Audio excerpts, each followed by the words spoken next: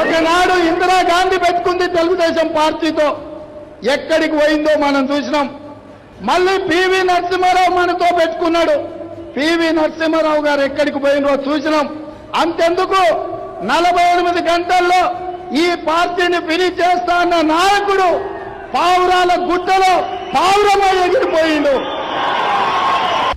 NT Ramarao గారు తిరిగి ముఖ్యమంత్రి అయిన తర్వాత వారు ఏమనుకున్నారంటే, నేను దైవాంశ సంభూతుణ్ణి, కృష్ణుడిని నేనే, రాముని నేనే, ఇంద్రుడిని నేనే, చంద్రుడిని నేనే, అందరు కలిసి మీరు నా పాదాలకు మొకరిల్లండి అని చెప్పి ప్రజాస్వామ్య స్ఫూర్తికి విరుద్ధంగా వారి అహంభావంగా ప్రవర్తిస్తున్నారని పనిదేవత అని చెప్పి ఆమెకు బిరుదు ఇవ్వండి, అప్పుడు సరిగ్గా సరిపోతుంది. ఆమె నైజానికి, ఆమె చేసిన నీచమైన పనులకు 1000 మందిని బలి తీసుకున్నందుకు